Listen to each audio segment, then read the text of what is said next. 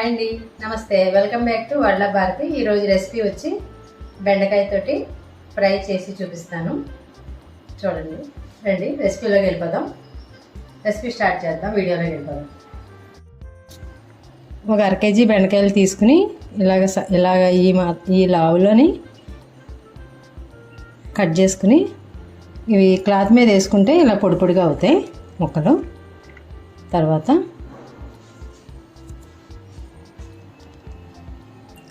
Stove వెలిగించి కళాయి పెట్టుకుని ఒక కప్పు, చిన్న కప్పుతో వేరుశనగ గుళ్ళు తీసుకుందాం. ఇవి కొంచెం పగిలేదాకా వేయించుకోవాలి.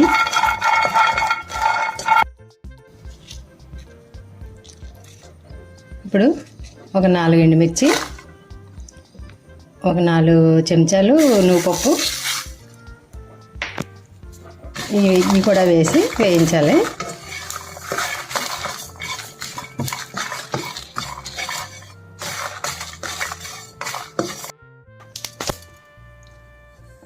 ఇవి ప్లేట్లోకి తీసుకుని చల్లారబెట్టుకుందాం.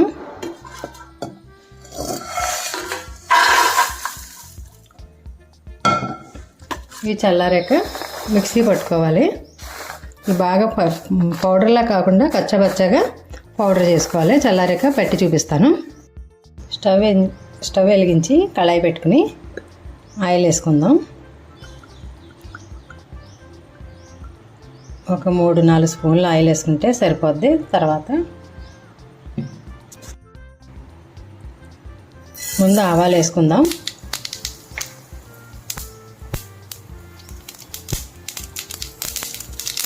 తర్వాత మినప్పప్పు,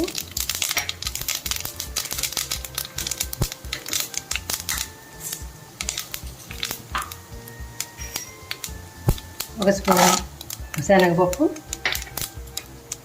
ఒక 8 వెల్లుల్లి రెబ్బలు,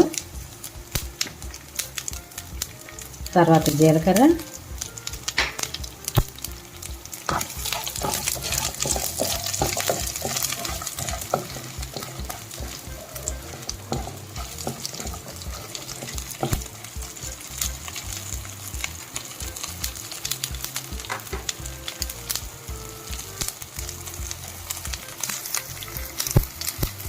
వేసుకుందాం. 2 చాలు ఎండుమిర్చి. మనం అందులో వేసుకున్నాం కదా, వేరుశనగలతో పౌడర్తో 4 ఎండుమిర్చి వేసాం కదా. 2 ఎండుమిర్చి, ఒక రెమ్మ కరివేపాకు. ఇవన్నీ వేగిపోయాక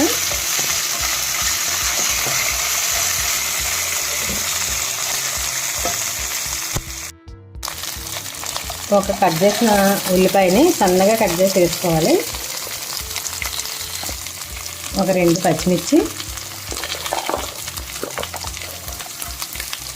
ఇవి కూడా కొంచెం వేగితే చాలు. మళ్ళీ బెండకాయ వేసుకుంటాం కదా, దాంతో వేగుతుంది. కొద్దిగా వేగితే సరిపోద్ది.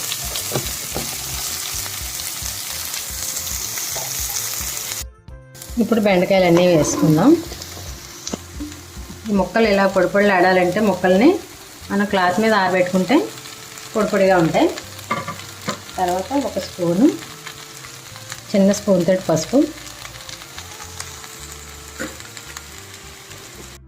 పైకి కిందకే కలుపుకుంటే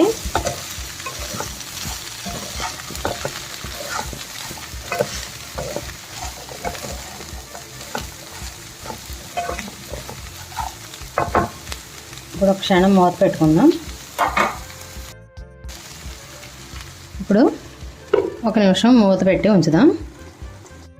మూత పెట్టి ఒక్కొక్క నిమిషానికి మూత తీసి ఇలా కలుపుతూ ఉండి మళ్ళీ మూత పెట్టుకుంటూ ఉంటే మగ్గుతాయి తొందరగాను. మూత తీసి చూద్దాం. ఇవైతే సగం వేగినవి. సగం వేగినవి కూడా మనం అప్పుడే వేసుకోవాలి.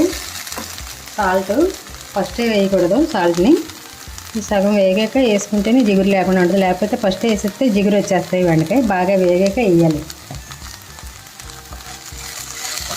మళ్ళీ పైకి కిందకి ఒకసారి అనుకుని ఇలాగా చల్లారిపోయిన ఇది నువ్వుపప్పు, వేరుశనగ గుళ్ళు కూడా మనం మిక్సీ పట్టేసుకుందాం.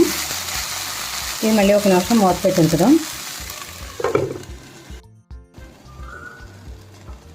ఇప్పుడు మూత తీసి చూద్దాం.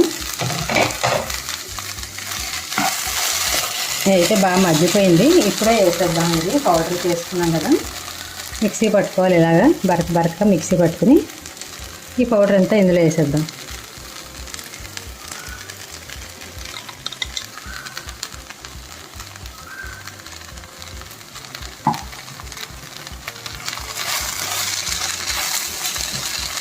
ఇదైతే చాలా బాగుంటుంది అన్నంలో కలుపుకోవడానికి.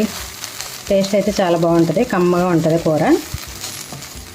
కొంచెం నెయ్యి వేసుకుని అన్నంలో కలుపు తింటే సూపర్గా ఉంటుంది.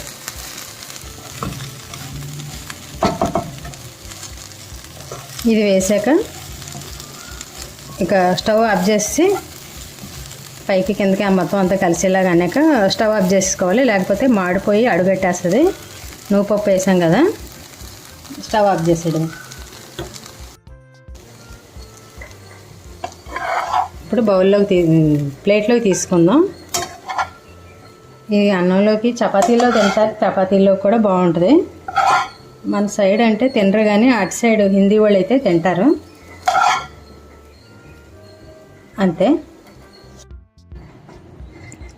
ఇలా ప్లేట్లో తీసుకున్నాక సన్నగా కట్ చేసిన కొత్తిమీర పైన చల్లుకుంటే, ఆ తర్వాత వేడి వేడి అన్నంలో కొద్దిగా నెయ్యి వేసుకుని తింటే సూపర్గా ఉంటుంది బెండకాయ ఎప్పుడు.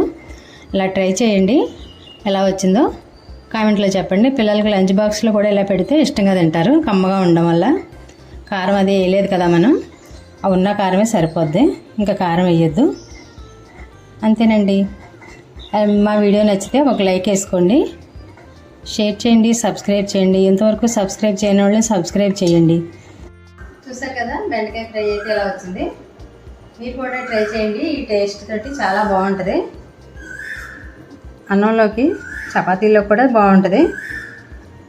అంతేనండి. Thanks for watching. మళ్ళీ మరొక మంచి వీడియోతోటి మళ్ళీ కలుసుకుందాం. బాయ్.